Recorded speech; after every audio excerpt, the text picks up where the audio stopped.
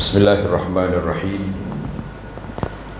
Alhamdulillahi rabbil alamin, wassalatu wassalamu ala rasulihil amin, nabiyyina Muhammad ibn Abdillah wa ala alihi wa sahbihi wa man sar ala nahjihi wa ihtada bihadihi wa istanna bisunnatihi ila yaumiddin, amma ba'd.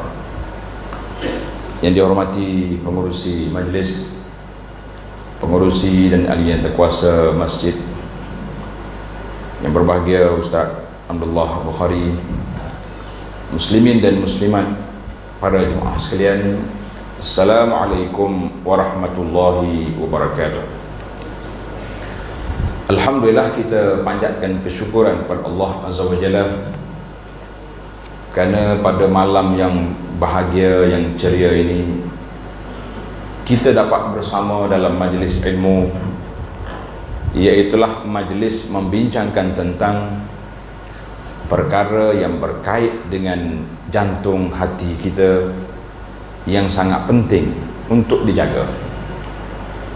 Ini berdasarkan kepada sabda Nabi sallallahu alaihi wasallam, sebagaimana yang Nabi hadis yang sangat masyhur yang Nabi mengatakan, dalam hati manusia ini ada seketul daging, iza saluhat saluhal jasadul kulluh, apabila dia baik maka baiklah yang lain, iaitulah Nabi menamakan ala wahyal qalbu. Nabi mengatakan maksud anggota itu iaitulah hati, ataupun ada ulama mengatakan hati nurani. Jadi dalam masalah hati ini, para jemaah sekalian, kita kena ingat, oleh kerana dia menjadi mahallun nazar, menjadi tempat tilik Allah Azza wa Jalla. Allah nak tengok hati kita baik ke tak baik, apa amalan yang kita lakukan dalam hati kita ni bertepatan ataupun tidak. Maka di sana juga tentulah bila perkara yang baik, dia juga akan menemui melalui ancaman yang begitu dahsyat. Dia panggil ancaman godaan syaitan. Maka hati kita ni dikawal oleh 7 anggota yang zahir. Para ulama menerangkan di antaranya al-lisan, lidah, diikuti dengan mata dan telinga, pendengaran, bau, dan juga anggota yang besar iaitulah 2 tangan dan 2 kaki, serta anggota yang kita tidak nampak iaitulah batin, perut, dan juga faraj. Ini dia panggil pintu masuk yang boleh dimasuki oleh syaitan. Jadi kalau kita biarkan perkara ini tidak dijaga, tidak dikawal dengan begitu rapi, maka kita akan kecundang bersama dengan godaan syaitan. Daripada 7 anggota yang zahir ini, para ulama mengatakan yang paling bahaya iaitulah lidah. Yang paling bahaya sekali lidah. Sebab melalui lidah kita, seorang hamba itu boleh melakukan maksiat yang tak boleh dibuat oleh anggota yang lain. Jadi melalui lidah ni boleh buat. Dia tak pilih tempat. Atas masjid pun boleh, di atas surau pun boleh, atas balasah pun boleh. Bahkan sewaktu kita berada dekat Kaabah, masih lagi anggota ini berfungsi, sama ada nak mengutuk orang ataupun mengumpat orang. Maka itu yang dipanggil pintu masuk syaitan yang besar melalui anggota ini. Sehingga Nabi sallallahu alaihi wasallam pernah menyebut dalam hadis, innar rajula la yatakallamu bil kalimah. Seorang laki-laki itu bercakap dengan satu kalimah, satu perkataan, la yara bihi ba'sa, yang dia nampak tak ada apa-apa, kecil je ni, simple je. Orang lain bercakap juga, takkan aku tak boleh. Tapi kesan dia besar, yahwi bihi sab'ina kharifan finnar, dia dicampak 70 tahun ke dalam neraka. Jadi hadis ni riwayat Imam Ahmad. Kata di para ulama, pengembaraan gugur ke dalam neraka itu mengambil masa 70 tahun disebabkan oleh kalimah wahidah, sepatah perkataan. Mungkin sepatah perkataan ini menyebabkan seorang itu menjadi kufur, wal-iyazubillah. Ataupun sepatah perkataan ini dia telah menunjukkan sokongan dia, bantuan dia kepada golongan-golongan taghut, penguasa-penguasa yang zalim ataupun orang-orang yang zalim, yang menyebabkan dengan ucapan dia kezaliman itu tidak berhenti. Itu dia panggil perkataan lidah yang begitu dahsyat para jemaah sekalian. Maka kita kena berhati-hati daripada penyakit yang berat ini. Kenapa? Sebab kita tidak tahu di manakah tempat duduk, di manakah keadaan kita, maka kita sangat berhati-hati. Jadi itu yang pertama sekali, dia kata lidah. Yang kedua, as-sam'u, iaitu pendengaran ataupun telinga. Di dalam ayat Al-Quran, tuan-tuan tanda, saya akan sebut nombor ayat untuk ditadaburkan. InsyaAllah kalau kita tak sempat, tuan-tuan di sini alhamdulillah bersama dengan sahabat kita Ustaz Abdullah Bukhari, yang hari ini orang sebut-sebut tentang program tadabur yang dia bawa. Ayat yang pertama surah Al-Baqarah ayat 7. Ayat yang kedua surah Al-An'am ayat 46, dan yang ketiga surah As-Sajdah ayat 9. Maka para ulama mengatakan pendengaran itu lebih afdal, lebih luas daripada penglihatan. Berdasarkan ayat yang kita baca tadi, Allah Ta'ala mendahulukan telinga sebelum mata. Tengok dalam Al-Baqarah 7. Khatamallahu ala qulubihim wa ala sam'ihim wa ala absarihim ghishawah. Khatamallahu ala qulubihim, Allah Ta'ala cop atas hati mereka. Wa ala sam'ihim, di atas pendengaran mereka. Wa ala absarihim, dan di atas penglihatan. Jadi ayat ini telinga sebelum mata. Dalam Al-An'am 46, qul ara'aytum in akhazallahu sam'akum wa absarakum. Apa perangan, apa pandangan kamu, apa rasa kamu sekiranya Allah Subhanahu wa taala mengambil pendengaran kamu dan penglihatan kamu? Mana? Mula dengan pendengaran. Dalam As-Sajdah, wa ja'ala lakumus sam'a wal absara wal afidah. Allah jadikan pendengaran, penglihatan dan hati. Jadi itu dia panggil pendengaran itu lebih afdal, kerana Allah sebut dia pertama sebelum penglihatan.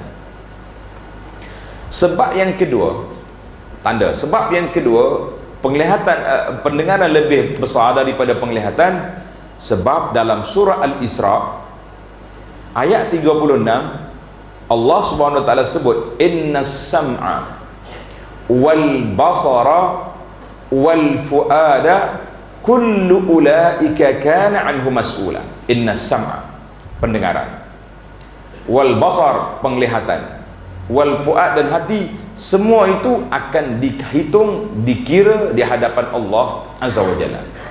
Bermakna ini semua menunjukkan kepada kedudukan anggota-anggota ini adalah merupakan anggota yang penting. Maka bila dia penting, kita perlu jaga. Kalau tak jaga, siapa akan mari? Jawabnya syaitan akan masuk di dalam penglihatan dan juga dalam pendengaran. Anggota yang kita ada itu akan nampak. Sebab yang ketiga, tuan-tuan boleh tanda, dia panggil sebab ilmi. Dari sudut sainsnya, telinga bagi anak-anak kecil yang baru dilahirkan, fungsi telinga berfungsi sebelum mata. Mata dia tidur ya, tapi telinga dia duduk dengar kan? Kalau dia menangis, mak dia bunyi suara, dia senyap. Maka kata di para pengkaji, boleh jadi di antara ijaz apa yang diajar oleh Nabi SAW supaya mengazankan ke telinga anak kita apabila mereka dilahirkan. Jadi kita perdengarkan kalam tayyib, memperdengarkan kalimah yang baik sebelum mereka membesar ataupun baru mereka ketika baru keluar daripada alam rahim.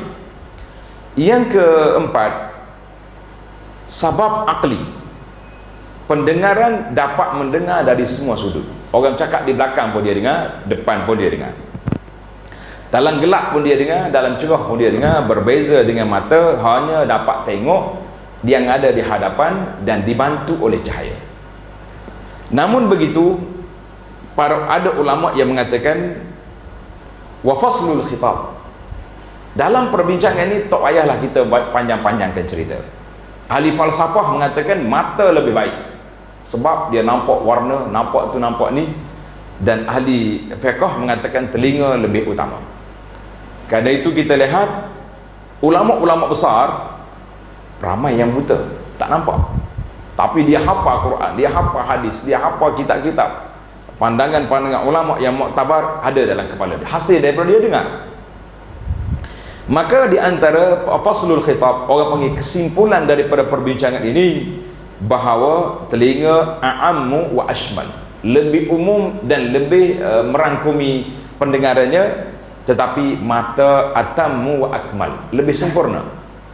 Sebab kalau setakat dengar saja tak tahu apa, kita kena tengok baru tahu. Oh, comel, cantik, bodoh, tak comel, barulah kita nampak dari sudut maka setiap kumpulan itu ada kerja-kerja yang tersendiri. Maka faqad tarajjaha, setiap anggota itu ada kelebihannya masing-masing, tak boleh kita nak buat secara mutlak. Jadi para jemaah sekalian, maka hasil daripada itu kita nampak penjagaan lidah ini, iaitulah dia panggil alat yang kedua yang perlu dijaga. Jangan sekali-kali dimasuki ke dalam telinga kita dengan perkataan-perkataan yang tidak baik. Jangan dibiarkan telinga kita ni mendengar perkara yang tidak baik.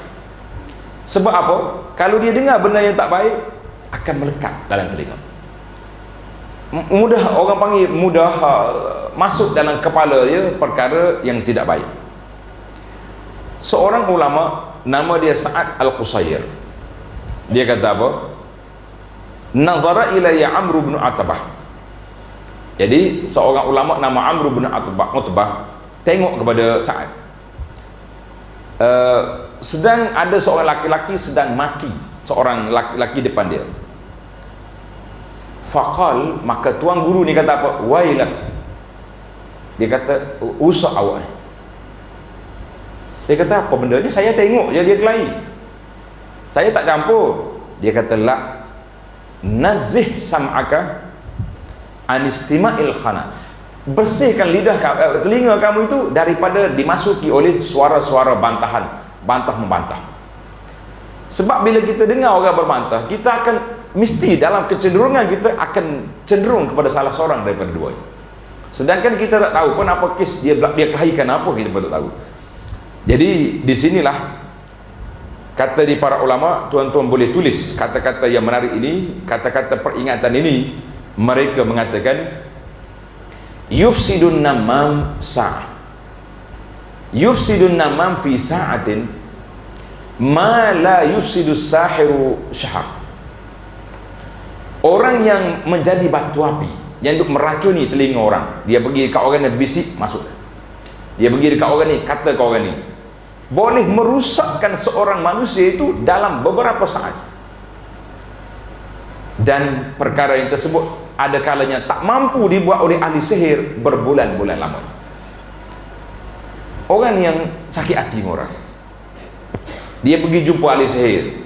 Tok sihir, tolong buat dia ni biar sakit, biar macam-macam. Banyak kita dengar cerita orang sakit tak tahu sebab. Itu mungkin hasil daripada sahir. Tetapi kalau orang tu kebal, dia punya amalan dia kuat, dia tak tinggal zikir pagi, zikir petang yang Nabi SAW ajar itu, maka sihir tak boleh masuk.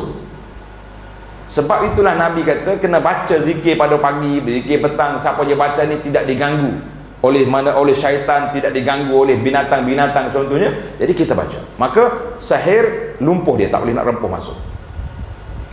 Tapi sekuat mana bacaan kita, sehebat mana kita, kalau orang mari bisik sebelah, tuan, saya tak sangka tuan, tu hok duduk sebelah tuan tu, atas masjid ni, hok duduk sebelah awak tu, Allahu Akbar, dia kata ke awak tadi macam tak ada harga awak. Jelek mata kita. Dia kata apa? Mula dia. Kalau kita ni pandai, kita tepis auzubillah minasyaitan. Datang masjid pun nak main juga. Tapi kalau kita buka telinga dia, dia kata apa? Mula dia mari cakap, kita pun tak ada masalah. Lepas salat Isya, tak salam dah. Mula tak salam. Salat satu saf. Balik tengok dia tangga ni, kita tangga lain. Yufsidun namam fi sa'atin. Ahli beracun ni, apa ni orang panggil batu api ni, boleh merusakkan orang dalam beberapa saat yang tak mampu dibuat ahli sihir berbulan-bulan. Maka itu dia panggil bahayanya telinga kita ni. Kalau kita dengar, itu sangat bahaya. Jadi seorang isteri Nabi radhiyallahu anha, nama dia Zainab binti Jahsh. Zainab ini salah seorang daripada ikon, contoh yang kita kena belajar. Salah seorang isteri Nabi radhiyallahu anha, ketika dia mendengar satu peristiwa tuduhan jahat yang dibuat oleh golongan munafikin terhadap Aisyah radhiyallahu anha. Jadi pokok munafikin ni kata apa? Aisyah telah melakukan perbuatan yang tidak baik. Bila? Ketika Aisyah tertinggal dalam peperangan Bani Mustalik.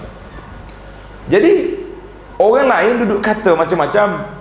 Zainab radhiyallahu anha, Nabi sallallahu alaihi wasallam panggil dia, "Ya Zainab, apa yang kamu tahu tentang Aisyah? Kamu tahu apa?" Kata dia, "Ya Rasulullah, ahmi sam'i wa basari." Saya dah tutup telinga saya dan mata saya tak dengar apa yang orang cakap tentang Aisyah. Wallahi ma alimtu illa khaira. Aku tak tahu Aisyah ni kecuali seorang yang baik. Daripada budak kecil lagi, yang aku tahu dianya kadang-kadang kalau dia duduk uli kandung, dia tertidur sampai ayam boleh mari patuk dia punya makanan. Itu je nakal dia, yang lain tak ada. Allahu Akbar. Jadi dengan sebab warak dia, dengan sebab dia tutup telinga dia, maka dia selamat daripada terjebak dengan perangkap munafikin, tuduhan jahat. Jadi hari ini para jemaah sekalian, kita kena ingat, di zaman kita hari ini terlalu banyak alat-alat media, sama ada media cetak, media bertulis, media apa media yang ada hari ini, boleh katakan kebanyakannya terdiri daripada orang-orang yang mengambil sikap batu api, nak melaga-lagakan orang. Dan di akhir zaman ini, salah satu daripada kemungkaran yang berlaku tentang telinga ini, iaitulah maksiat, fitnah yang kita buat kepada orang, dia sampai balagha bihal afaq, sampai ke pelosok dunia dalam masa yang sangat sedikit. Tuan-tuan ingat dalam hadis ketika Nabi sallallahu alaihi wasallam lihat dua malaikat datang jumpa dia, ajak dia pergi berjalan. Maka Nabi tengok ada seorang laki-laki yang berdiri, seorang lagi duduk. Di tangannya ada besi, dia cocok masuk dalam mulut kawannya sampai tembus keluar ke sebelah belakang. Dan bila dia tarik, sembuh balik, cocok lagi. Nabi SAW tanya Jibril, dia tanya malaikat yang bawa dia, apa dia sebab dia ni? Kata di malaikat, fa'ammar rajul, laki-laki yang kamu tengok dia kena cocok mulut dia sampai tembus ke sana, tarik balik itu, hadza wa innahu rajulun kazzab, dia ini seorang pembohong, yakzibu al-kazbah, dia buat satu pembohongan, fatuhmalu anhu, dan diambil daripadanya fil afaq, sampai ke pelosok dunia. Kata di para ulama yang bincang tentang tanda-tanda kiamat, kalau zaman dulu pembohongan orang buat, berapa lama nak boleh sampai kepada pelosok dunia? Berapa lama? Sebulan tak sampai lagi, mungkin setahun baru sampai. Di zaman para tuan-tuan dan puan-puan hari ini, kita boleh dengar fitnah, kita boleh tengok, kita boleh baca benda yang berlaku dalam masa beberapa saat telah sampai ke pelosok dunia, iaitulah ketika adanya fitnah alam maya di zaman kita hari ini. Jadi kalau tuan-tuan duduk di alam nyata ni, sukar. Dulu orang cakap alam ni ada dua saja. Satu dia panggil alam nyata, macam kita duduk hari ni. Satu lagi alam barzakh, orang dah masuk dalam kubur. Tapi zaman kita hari ni timbul lagi, sebelum kiamat ni timbul satu lagi alam, dia panggil alam maya. Perangkat alam maya ini bahaya tuan-tuan. Maka kita jangan dengar semua benda yang orang kata. Kalau orang hantar mari video, orang hantar mari apa, jangan dengar semua benda. Dan semua orang yang orang kata tu jangan diikut. Sebab apa? Sebab cepatnya fitnah ini balagha bihal afaq, sampai ke pelosok dunia dalam masa beberapa saat. Jadi jangan di-share, jangan dikongsi benda-benda yang kita tak pasti benda tu betul atau tak betul. Maka Allah Subhanahu Wa Taala telah meletakkan persamaan di antara orang yang mendengar pendustaan dengan orang yang makan harta haram. Di dalam surah Al-Maidah ayat 42, samma'una lil kadhibi akaluna lis-suh. Sifat orang jahat itu samma'una. Dia tak kata sama'. Kalau sama' maknanya dengar aje. Sama' maknanya terlalu suka mendengar. Al-kazib, segala pembohongan, pendustaan, kita suka dengar. Akaluna lis-suhti, dan mereka juga suka makan benda-benda yang tak baik, makan haram, makan penipuan. Maka kata di para ulama, Allah SWT gandingkan di antara mendengar benda yang tak baik itu dengan makan benda yang haram. Bagi ini satu benda yang berat. Jadi di dalam ayat yang lain, Allah SWT larang kita duduk dengan golongan-golongan yang bercakap tak baik kepada Islam. Nabi kata, fala taq'udu ma'hum hatta yakhudu fi hadisin ghairi. Kamu jangan duduk bersama dengan orang ini sehingga mereka bercakap dengan tajuk lain. Kenapa? Innakum izam misluhum. Ketika itu kamu seperti dia. Jadi dosa mendengar sama dengan dosa orang yang mengumpat. Saya dengar je. Baik, kalau awak tak ada, tak dengar, dia mengumpat ke tak? Ni soalan kita. Kalau kita tak dengar, orang tu boleh mengumpat? Tak ada orang cakap dengan dinding. Kau ada? Dia pergi kat dinding, dia duduk cakap seorang. Bahasa gila dia tu gini. Dia lah gila, dia cakap seorang, kan? Tapi orang boleh mengumpat, orang boleh jadi batu api sebab ada pendengar yang setia, yang buka telinga, yang menadah telinga, menyebabkan berlakunya maksiat itu tersebut. Ini satu benda yang bahaya. Dan para jemaah sekalian, tengok, kita kena jaga pendengaran kita ni dengan satu peristiwa. Tuan-tuan tanda cerita yang menarik. Suatu hari, nama penyair Al-Farazdak. Farazdak ni seorang penyair, asyair. Dia datang bertemu dengan Sayyidina Ali bin Abi Talib radhiyallahu anhu, khalifah. Dan bersama dia anak dia. Dia bawa anak dia. Sayyidina Ali tanya, ya Abul Akhtal, siapa ni budak ni? Kanak-kanak ni siapa? Dia kata, ibni wa huwa syair.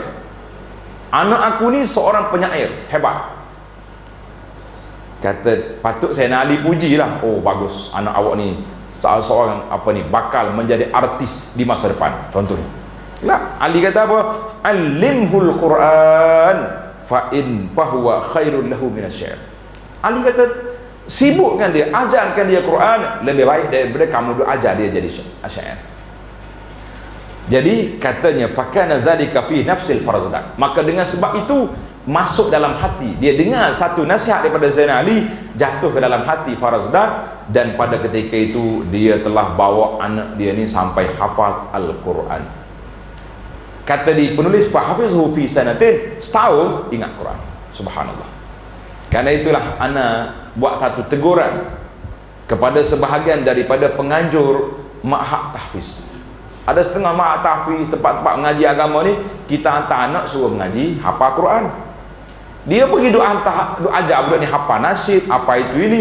Bila ada majlis kenduri, budak ni tak hafal Quran, duduk main, duduk berlagu di rumah orang tu, rumah orang ni, kita kata ini sudah salah dari sudut matlamat asal. Jadi dalam telinga orang ni, bila diajar benda yang baik, maka dia akan lekat perkara yang baik. Satu video pendek, tuan-tuan boleh tengok, di bawah tajuk kata-kata yang membunuh. Cari dalam YouTube, tulis kata-kata yang membunuh. Nak cerita kesan kepada satu kata-kata. Seorang pemuda masuk dalam belajar di universiti. Bila guru dia suruh cakap, jadi dia cakap, perkataan dia tak jelas. Maknanya orang panggil lidah dia macam orang panggil gagak, rusak lidah. Jadi kawan-kawan dia ketawa. Budak-budak biasalah, budak-budak ni tengok orang cakap pelik ketawa. Budak-budak ketawa lain. Cuma bila guru dia cakap, dia kata awak bercakap ke awak pukul gendang? Mana bunyi gedung gendang gitu je bahasa.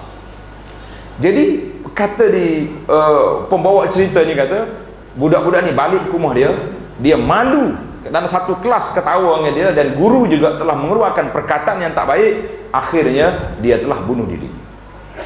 Itu dia panggil al-kalimah qatilah. Suatu ucapan boleh menyebabkan orang itu bunuh diri. Kenapa? Sebab pendengaran itu bila masuk dalam kepala, melekat dalam itu. Tuan-tuan mungkin juga selalu dengar ada orang bercakap, dia kata apa? Dia kata, apa yang awak cakap ini saya ingat sampai ke mati. Itu bahaya. Nak ingat sampai ke mati, benda tak baik orang buat dengan dia. Jadi kita kata, kenapa duk ingat yang tu? Ingat yang baik sudahlah. Yang tak baik tu kenapa nak diingat? Jadi kita ni terbalik pula, yang tak baik tu diingat, yang baik dilupai. Maka ini satu perkara yang cukup membahayakan kepada kita. Jadi Sayyidina Ali radhiyallahu anhu telah dapat mempengaruhi dengan kalimah dia sahaja sehingga sampai masuk ke dalam itu. Jadi para penulis buku-buku sejarah, di antaranya Imam Az-Zahabi dalam kitab As-Siyar A'lam Nubala, membawa cerita seorang tokoh yang hebat. Saya kalau tidak kerana Zahabi tulis, saya tak akan bawa cerita ni, nampak macam janggal. Iaitulah kisah taubat Fudail ibn Iyad. Semua orang belajar, kalau orang belajar tasawuf, bila sebut nama Fudail ibn Iyad ni, kalau tak kenal tu tak ngaji dah tu orang panggil. Orang hebat. Dia kata, izkana syatiran yaqta'ut tariq. Dia ni seorang yang samsih, suka kacau orang masa tu, masa dia muda. Jadi satu hari dia minat kepada seorang perempuan. Dia pergi rumah kawan tu. Tengah dia duduk naik dinding kat rumah kawan ni, tiba-tiba jiran sebelah rumah dia baca Quran. Di dalam ayat, tuan-tuan tanda ayat Suratul Hadid ayat 16. Surah Al-Hadid ayat 16. Orang ni tak tahu, dia baca Quran. Alam ya'ni lilladzina amanu an takhsha'a qulubuhum li dzikrillahi wa ma nazala minal haqq. Alam ya'ni lilladzina amanu. Apakah tidak lembut, tidak sampai kepada orang yang beriman, an takhsha'a qulubuhum li dzikrillah, hati mereka takut kerana mendengar ayat-ayat Allah Ta'ala. Wa ma nazala minal haqq, dan apa yang diturunkan daripada kebenaran. Fudail dikatakan ketika itu sedang naik tembok, naik dinding nak pergi tempat perempuan, tiba-tiba dia jawab, bala ya Rab. Dia kata sudah sampai masa. Kalimah masuk dalam telinga, satu ayat yang masuk telah merubah hidup seorang manusia. Dia kata bala ya Rab, dia kata sampai, qad'an, sudah sampai masa. Dia pun tak jadi, turun daripada rumah kawan itu tadi, pergi berjalan, lalu ikut tempat runtuhan, mana rumah-rumah runtuh di tempat tak ada orang. Dia pun pergi berehat situ, termenung, duk mikir nak bertaubat. Tiba-tiba dia dengar ada beberapa orang duk bercakap di situ. Dia kata, mari kita pergi sekarang, kita keluar daripada tempat ini sekarang. Jawab kawan dia, tak payahlah, kita pergi besok lah, cerah sikit, ni malam-malam pergi buat apa? Kata di kawan dia, tak boleh. Esok waktu tengah hari, Fudail duduk di tengah jalan, dia kacau kita. Jadi Fudail ni duduk dengar orang duduk cakap dalam gelap. Kata di Fudail, fafakkartu wa qultu, ketika itu masuk dalam telinga ni kata-kata ini, menyebabkan aku ni sudah sampai masa untuk kembali kepada Allah Azza wa Jalla. Maka dia balik ke rumah dia dan dia bertaubat, dan dia kata aku tak boleh lagi duduk di sini. Maka dia pergi berjiran dengan Kaabah, iaitulah pergi duduk di Mekah, sehinggalah namanya disebut sampai ke hari ini. Masya Allah. Ini dia panggil kata-kata yang baik. Di antara adabnya para jemaah sekalian, bila ada orang mari bercakap benda baik, kita ni kadang-kadang yang bercakap ni agak muda sikit umur, kita terbuat tak apa nak dengar lalu. Dia kata ustaz muda-muda ni tak semangat gitu. Tengok contoh seorang ulama besar, ulama Mekah, nama dia Atha bin Abi Rabah. Atha kata apa tuan-tuan? Inna syab la yuhaddithani. Seorang pemuda mari cerita kepada saya satu cerita. Aku dengar cerita pemuda ini seolah-olah aku belum pernah dengar. Ini dipanggil adab. Bila kita orang beritahu benda baik, kita dengar. Wa qad sami'tuhu qabla an talidahu ummu. Cerita ni aku dengar belum mak dia melahirkan budak ni, aku dah dengar dah cerita. Dia orang tua.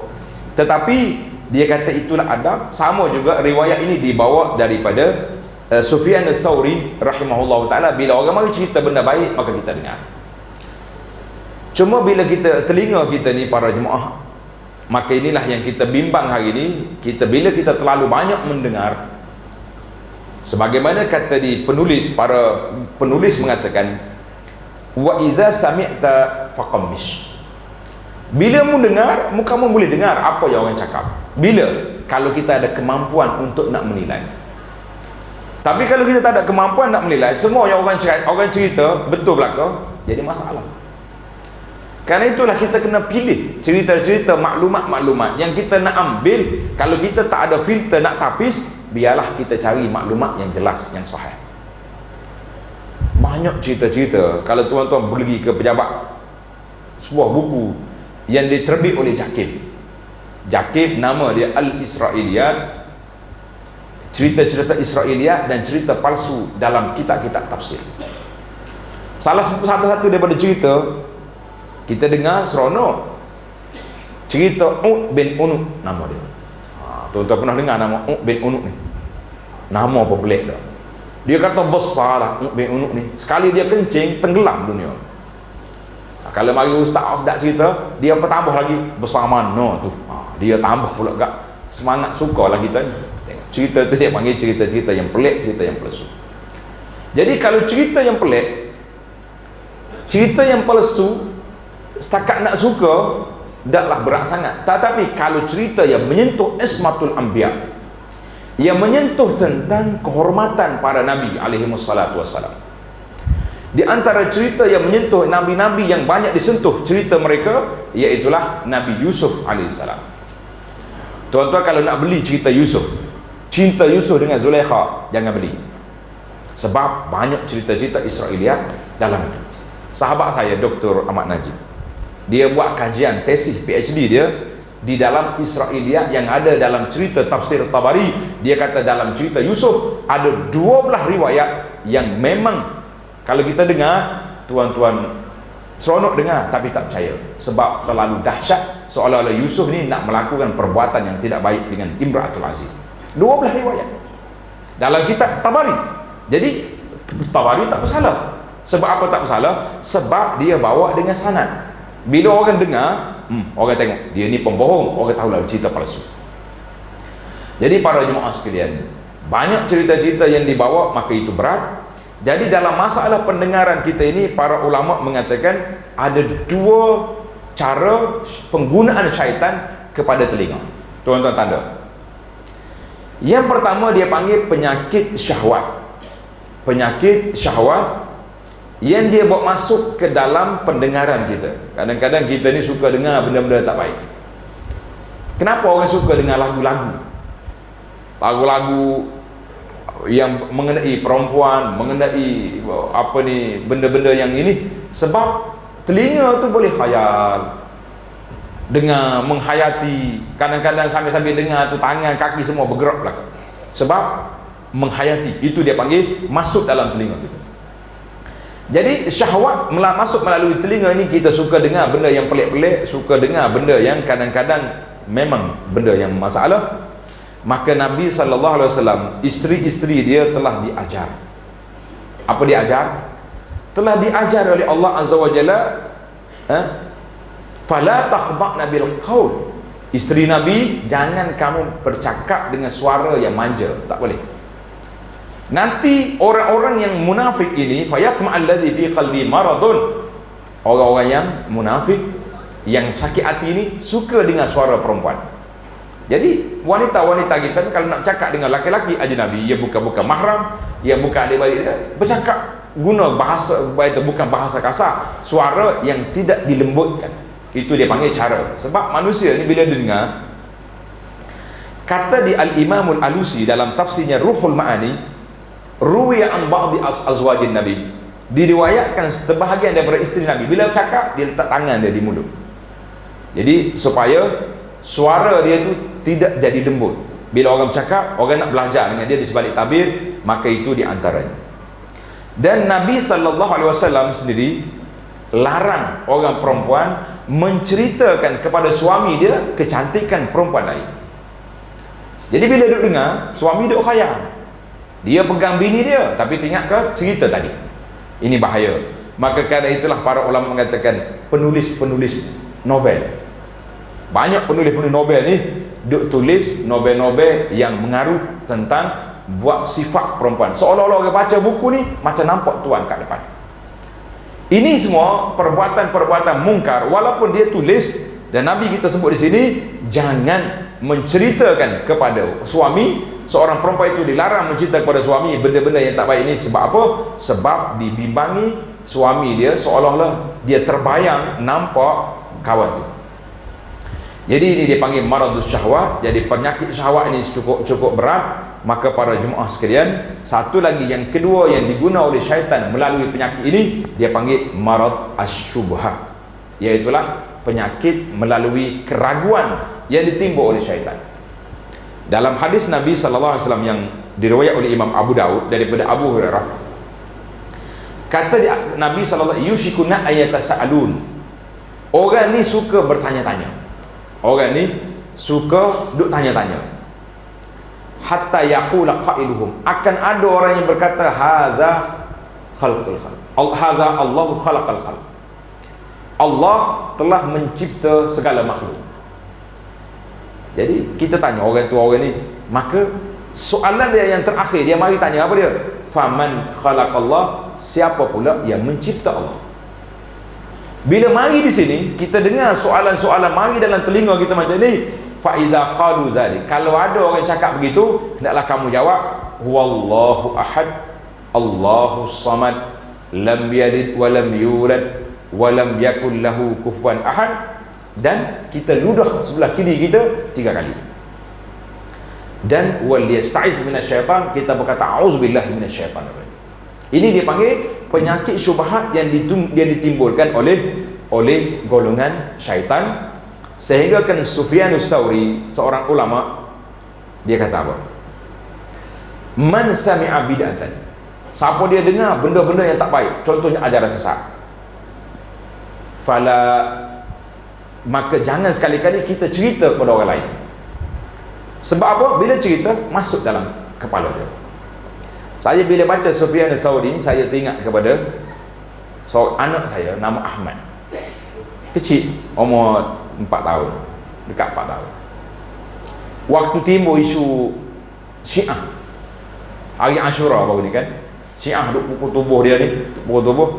Jadi bila kita buka dalam YouTube, keluar lagu puak-puak Syiah ni, Ya Hussein, adalah lagu-lagu dia. Dia duduk kat belakang saya, kita duduk tengok video Syiah tu sebagai nak ambil maklumat, bukti untuk kita sampaikan kepada masyarakat, supaya kita tidak buat tuduhan jahat tanpa bukti. Tak lama saya duduk makan dekat dapur, tiba-tiba budak ni duduk sebelah saya atas kerusi, dia nyanyikan lagu Syiah.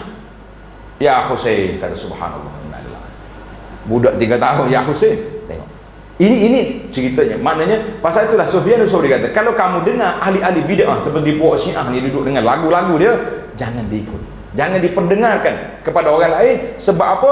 Kita bimbangi perkataan tersebut masuk ke dalam hati. Ini banyak lagu-lagu yang berunsur Syiah seperti lagu Ya Taibah yang ada unsur-unsur pemujaan kepada Sayyidina Ali bin Abi Talib, jangan dipasang dalam kereta dah kepada anak-anak, sebab mereka ini akan masuk dalam telinga. Jadi kalau kita nak tengok video-video ajaran sesat, jangan ditengok dengan anak-anak. Budak-budak ni cukup cepat untuk nak terkesan dengan peristiwa, dengan benda-benda yang berlaku demikian.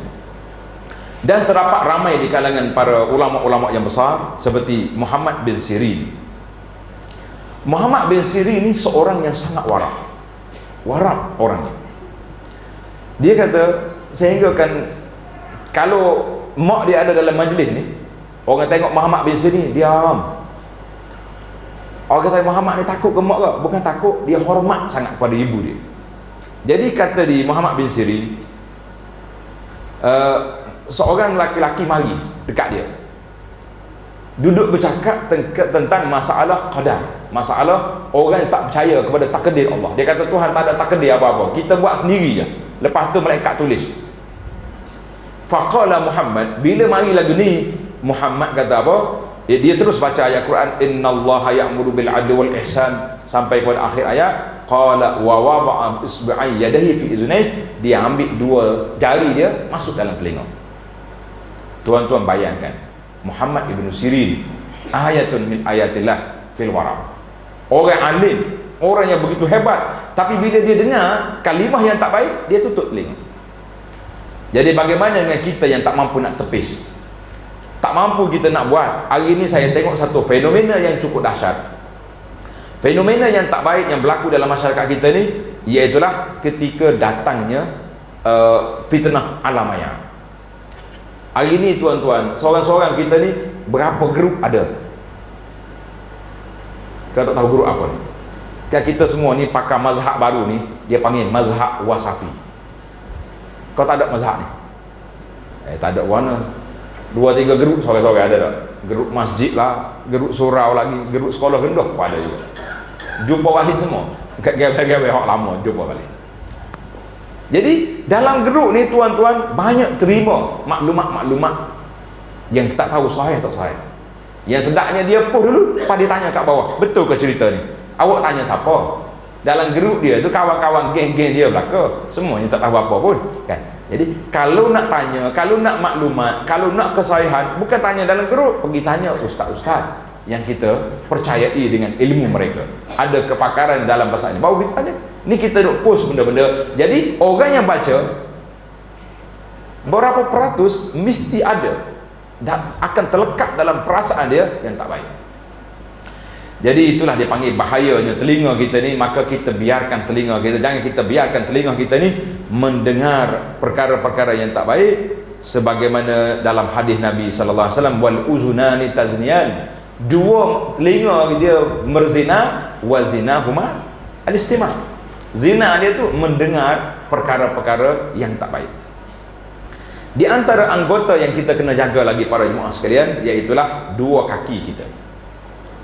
Jadi kaki ni anggota yang zahir. Nabi sallallahu alaihi wasallam bila dia berjalan dengan cara perjalanan nampak semangat. Ia kata di ulama dalam kitab Syama'ilun Nabi, laisa bi'ajizin wala kaslan, bukan nampak orang malas dan bukan juga nama orang kopoh. Saya kalau dia berjalan, dia tunduk ke depan, maknanya berjalan orang panggil macam kawak tu. Itu cara Nabi kita sallallahu alaihi wasallam berjalan. Jadi perjalanan itu adalah suatu perkara yang baik. Maka ada beberapa langkah perjalanan yang kita kena buat. Tuan-tuan cuba tanda, perjalanan kita nak positifkan gerak-geri kita, perjalanan kita. Dalam nota saya ni ada 8. Kita ambil cara ringkas-ringkas. Yang pertama, kita berjalanlah untuk nak menyelesaikan masalah orang yang perlu. Ada orang masalah, kita tolong. Kata Nabi sallallahu alaihi wasallam, wa man masya ma'a akhil muslim, siapa dia berjalan bersama dengan saudara dia muslim, fi hajati, nak menyelesaikan masalah, maka asbatallahu qadahu yauma tazilul aqdam, Allah SWT akan teguhkan kakinya pada hari, kaki-kaki yang tergelincir pada hari kiamat. Jadi para jemaah sekalian, kalau ada orang perlu dalam qaryah kita ni, dalam kampung kita, di mana tempat-tempat orang perlu bantuan, kita pergi. Jangan duk kata saya bukan wakil rakyat, saya bukan penghulu, apa saya bukan dia. Kita mampu setakat mana yang kita mampu. Yang kedua, kita berjalan pergi tengok orang sakit. Kita dengar keluarga kita sakit, ada ahli qaryah kita sakit, kita berjalan. Kata Nabi sallallahu alaihi wasallam, "Idza 'ada ar-rajulu akhahul muslim." Apabila seorang itu berjalan pergi ziarah saudaranya muslim, masya fi khurafatil jannah, seolah-olah dia berjalan di serambi syurga. Subhanallah. Jadi orang ini berjalan dan diiringi oleh sab'una alfa malakin, 70,000 malaikat mengiringi dia. Ataupun yang ketiga, kita berjalan mengiringi jenazah. Sahabat kita mati, kita ikut jenazah. Apa kita dapat? Kata Nabi sallallahu alaihi wasallam, "Man tabi'a janazah hatta yusalli 'alaiha." Siapa dia ikut jenazah sampai disolatkan jenazah. Hari ini kita guna ada kaki kita ikut jenazah. Pergi. Apa kita dapat? Kana lahu minal ajri qirat, dia boleh pahala sebuah bukit yang besar. Ada riwayat kata macam bukit Uhud di Madinah. Siapa dia lepas solat berjalan sampai ke kubur, falahu qiratan, dia dapat 2 bukit pahala. Yang keempat, siapa dia berjalan ke masjid. Alhamdulillah tuan-tuan hari ini sampai ke masjid. Boleh tak kita kekalkan momentum berjalan ke masjid ini setiap masa? Yang ada ini insya-Allah lah boleh. Moga selalu mari dah. Tapi bagaimana kita nak jemput sahabat-sahabat kita? Ya, rumah dia dengan masjid tak jauh sangat, tapi tak sampai mari. Boleh tak kita nak dakwah pergi ajak dia mari? Tak apa nak sanggup kan? Berapa orang sanggup esok nak bawa mari ke masjid kita ni? Orang yang tak sampai ke masjid. Pengurusi boleh buat senarai, tengok siapa nak mari siapa. Pergilah teknik apa pun, bawa motosikal pergi ambil dia mari ke apa, kita buat. Sebab apa para jemaah sekalian? Seorang ulama tanda nama ni, saya suka bawa kata-kata ini sebab memang menyentuh perasaan kita. Nama dia Ubaidillah bin Ijlan. Ubaidillah bin Ijlan, dia kata apa? Quwwatul mu'min fi qalbihi. Kekuatan seorang mukmin itu duduk dalam hati dia. Kekuatan orang mukmin duduk di mana? Duduk di hati. Kamu lihat orang tua berjalan bertongkat sampai ke masjid. Orang muda dia boleh jogging sampai 20 km. Naik basikal bentung pergi. Tapi nak pergi masjid 50 langkah tak sampai. Ini dia panggil quwwatul mu'min fi qalbihi. Kekuatan orang mukmin duduk di mana? Duduk di jiwa.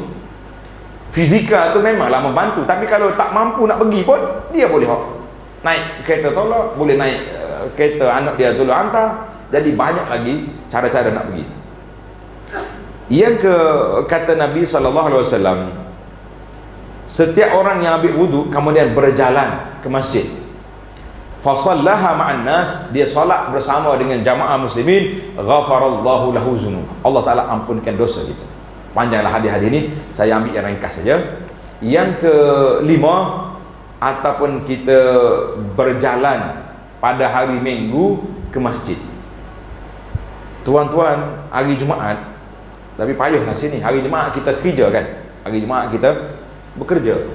Kalau hari tak kerja, rumah kita dengan masjid jauh mana? Jauh ke dekat? Nabi kata apa? Man ghassala yaumal jum'ati wa ghtasala. Siapa dia mandikan orang dan dia juga mandi. Ni orang kata malas sunat ni. Sebenarnya tidak malas hari Jumaat. Salah ayat. Summa bakkara wa btakara, dia pergi awal keluar rumah dia. Nak pergi masjid. Wa masya wa lam yarkab. Berjalan tak naik kereta. Dengar ni. Ya ni kalau kita selesaikan masalah kita dah. Berjalan tak naik kereta, wadana minal imam, dan dia duduk dekat dengan imam. Bukan mari cari tiang yang paling jauh. Wastama'a wa ansata wa lam yalghu. Dengar apa yang imam nak cakap, khatib bagi tahu. Dan dia tidak lara, tidak duk main waktu orang tu. Kana lahu bi kulli khatwatin yakhtuha min baiti ila al masjid.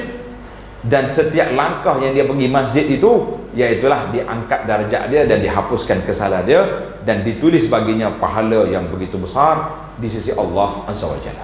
Allahu Akbar. Tuan-tuan, minggu ni jangan naik kereta, jalan kaki. Kata rumah saya jauh, Jauh lagi banyak.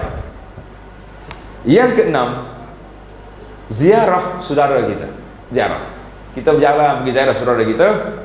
Seorang laki-laki pergi ziarah saudara dia di sebuah kampung yang lain. Tiba-tiba malaikat tunggu tengah jalan. Malaikat tanya dia, awak nak pergi mana? Dia kata nak pergi kampung sebelah ni, ziarah saudara saya. Halahu alaika min ni'matin, dia ada buat baik pada awak ke, bagi nikmat ke, bagi apa-apa benda projek? Kata di sahabat dia, la illa anni uhib. Tak ada, dia tak bagi apa-apa dengan saya, tetapi saya sayang kepada dia kerana Allah Azza wa Jalla. Apa dia dapat tuan-tuan? Malaikat tu kata, saudara, aku ni utusan Allah, bukan manusia saya, cuma dia berupa manusia. Aku ni utusan Allah Azza wa Jalla, maka Allah Ta'ala sayang kepada awak kerana awak sayang kepada saudara kamu. Subhanallah, tengok ni, Allah Ta'ala kata, aku sayang kepadamu kerana kamu sayang kepada dia. Yang ketujuh, kita pergi berjalan menunaikan jemputan orang. Yang ketujuh, yang terakhir sekali, iaitulah berjalan melakukan jihad fi sabilillah. Kelebihan perjalanan kaki kita ni, iaitulah kita berjalan untuk berdakwah, mengajak manusia kepada Allah Azza wa Jalla, dan juga kita berjalan untuk berjihad fi sabilillah. Tetapi kalau disalahgunakan, kaki yang ada pada tubuh kita ini disalahgunakan, kita berjalan ke tempat maksiat, kita pergi berjalan untuk membantu golongan-golongan yang zalim, kita berjalan untuk nak menyekat orang daripada melakukan kebaikan, maka itulah yang penggunaan yang digunakan oleh syaitan. Jadi kata di para ulama, kita ni, nafsu kita ni, kalau kita tidak sibukkan dia dengan kebaikan, maka dia akan sibukkan kita dengan keburukan. Jadi apa yang kita nak buat pada jemaah sekalian? Tuan-tuan, ada masa.